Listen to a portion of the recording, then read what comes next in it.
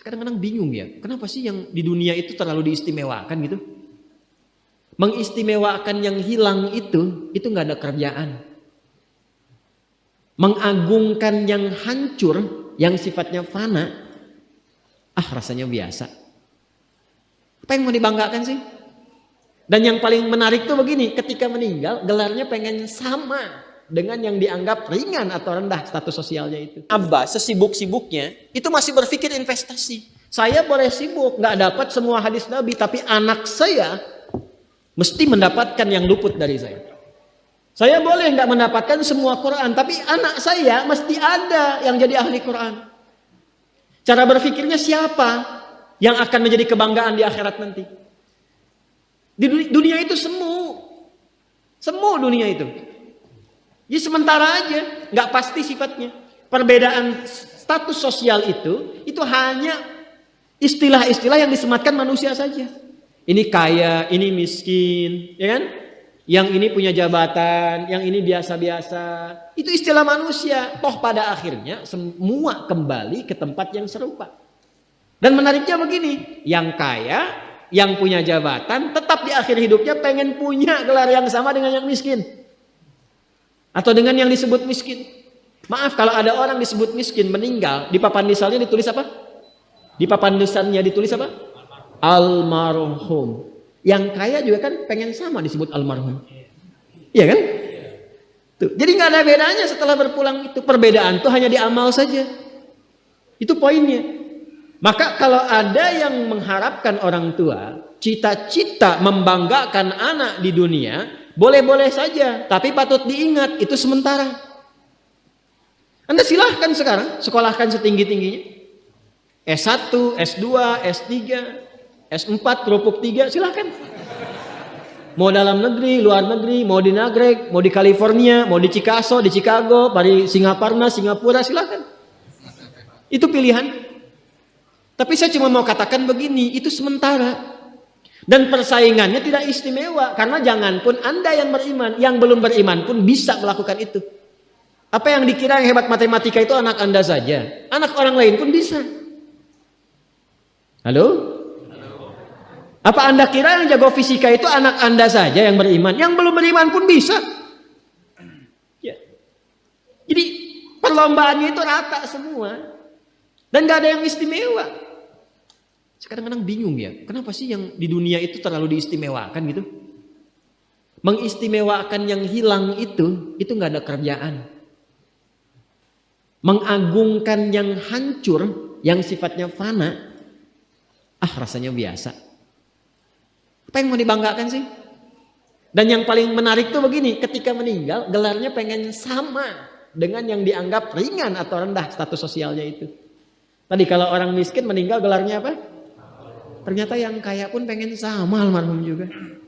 Kalau rakyat yang meninggal di papan nisannya ditulis apa? Almarhum. Ternyata pejabat juga pengen begitu, sama juga. Saya belum pernah dengar nanti kalau saya meninggal tulis gelarnya Almaun ya. Gak ada. Tetap almarhum juga. Jelas ya? Nah, maka yang dipikirkan tuh perlombaan yang sejati itu begini. Perlombaan yang sejati itu adalah perlombaan untuk kehidupan yang abadi yang gak fana lagi. Jadi kalau pada saat itu unggul selamanya karena nggak ada kematian lagi setelah itu. Itu yang dimaksudkan hadis Nabi. Kalaulah ada dunia ini punya nilai walaupun itu hanya bagian dari satu sayap nyamuk saja, ya, tentu tidak akan pernah Allah memberikan itu semua kepada orang-orang yang ingkar kepadanya. Ya. Karena kalau diberikan nggak adil di situ. Karena itu sifatnya fana, ujian saja. Pada akhirnya kembali. Nah, Abbas itu mampu membaca itu. Ini kehidupan sejak di zaman jahiliyah loh. Awas ya. Jadi risalah Islam itu membimbing pengikutnya, umatnya untuk berpikir lebih cerdas. Ini visioner. Makanya jadi muslim itu mesti cerdas. Beriman itu membuat Anda lebih pintar. Saya tanya begini ya, maaf ya. Sekali lagi mohon maafkan saya kalau perumpamaan ini kurang menyenangkan. Kalau ada yang abadi dengan yang sementara, Anda pilih yang mana? Masa?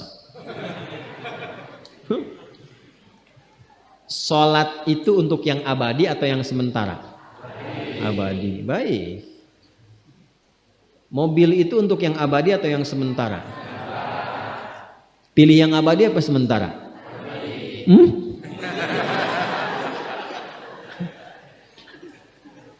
Di Kiai itu ada mobil Innova tuh. Siapa yang besok memilih tidak sholat subuh,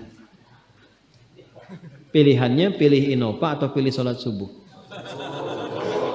Yakin? Kalau saya pilih Innova dipakai untuk mengantarkan sholat subuh, nah itu lebih bagus. Ya, jangan dipotong sampai situ ya. Ya bisa aja kita pilih Avanza, bisa pilih Ferrari, bisa pilih Pajero ya. Awas yang punya mobil Innova, Anda potong royalti kena. Paham? Abbas itu begitu, anak saya mesti dipanggil di akhirat. Dan semua penduduk langit dan bumi menyimak itu semua. Diviralkannya di akhirat. Viral dunia itu sementara. Internetnya diputus gak viral lagi. Kadang-kadang yang viral kemarin kan sekarang gak ada lagi. Ya kan? Yang viral tahun lalu sekarang sudah gak ada. Ya kan? Jadi belum selesai kehidupan sudah hilang juga viralnya. Akhirat itu selamanya. Dan biasanya begini, kalau orang-orang yang diviralkan oleh Allah atas kehendak Allah itu abadi melintasi setiap masa. Jadi ada yang viral karena berita, ada yang viral karena doa dan kehendak Allah Subhanahu wa taala. Itu yang diviralkan langsung atas kehendak Allah itu melampaui zamannya. Makanya kisah ini pun bertahan sampai sekarang. Nah, Abbas itu berpikir, saya boleh sekarang jadi pebisnis pedagang, tapi anak saya mesti menguasai apapun yang pernah diajarkan oleh Nabi. Maka anak kecil ini sejak dini mengikuti Nabi. Sejak dini lekat dengan Nabi. Maka ketika Nabi tidur pun itu ikut berkunjung karena keluarganya. Nah, inilah yang didapatkan oleh kita hadis tentang bangun tidur. Jadi hadis tentang bangun tidur itu diriwayatkan oleh anak kecil yang umurnya belum genap balik. Main-main ke rumah Rasulullah, ke rumah bibinya Sayyidah Maimunah, ingin tahu bagaimana cara bangun malamnya Nabi. Itu diikutin sampai dilihat gimana bangunnya. Duduk dulu, kata beliau duduk dulu. Kemudian mengusap dengan bagian tangan yang diduga bersih untuk menghilangkan bekas ngantuknya. Setelah itu membaca khawatimah surah Ali Imran. Kemudian thumma dhahaba ila syanin mu'allaqah, ke tempat tertutup, fatawadda, itu kan? Nah, itu ada semua rangkaiannya, itu ditemukan nanti di hadis riwayat Abu Daud, di Sunan Abu Daud.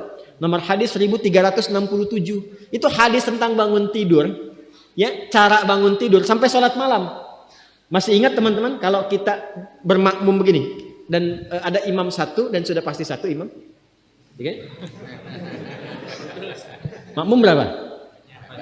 Satu boleh? Boleh. Dua boleh? Tiga boleh? Empat boleh? Jadi imam berapa?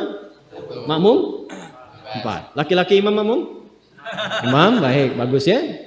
Nah, dan imam kan laki-laki. Kalau perempuan imam untuk perempuan kan? Laki-laki untuk perempuan dan untuk laki-laki. Fokus ini. Kalau satu begini, satu laki-laki, kemudian di belakang laki-laki. Ini kan posisinya boleh sejajar kan? Ya kan? Yang imam ini, makmum ini kan? Tadinya di belakang, tarik begini sejajar. Ini yang meriwayatkan anak kecil yang belum balik itu. Itu riwayat Ibnu Abbas. Satu paket. Termasuk sholat, kemarin kan kita tarawih kan? Sholat malam. Yang dua rakaat itu kan?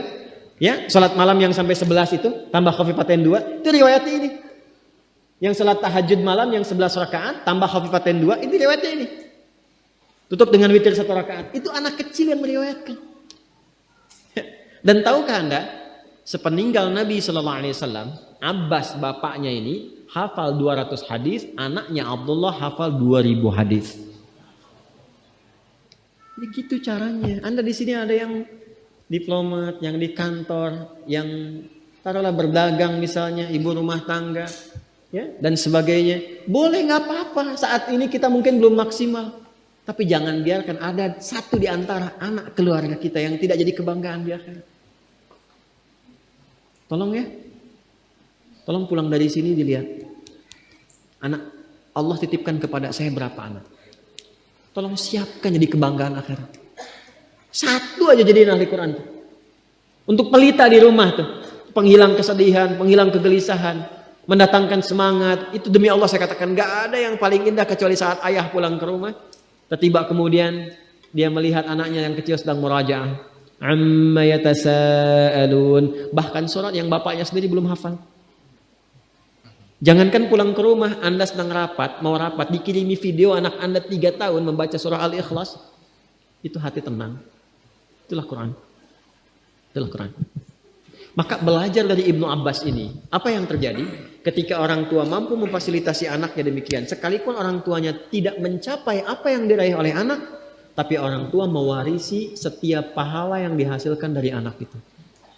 Karena itulah setiap hadis yang diriwayatkan oleh Abdullah kecil ini, Ibnu Abbas, maka semua doa tersambung bukan hanya untuk beliau, tapi juga untuk keluarganya, untuk orang tuanya. Karena itu kalimatnya bukan radhiyallahu ta'ala anhu, tapi anhuma, untuk Abdullah dan bapaknya.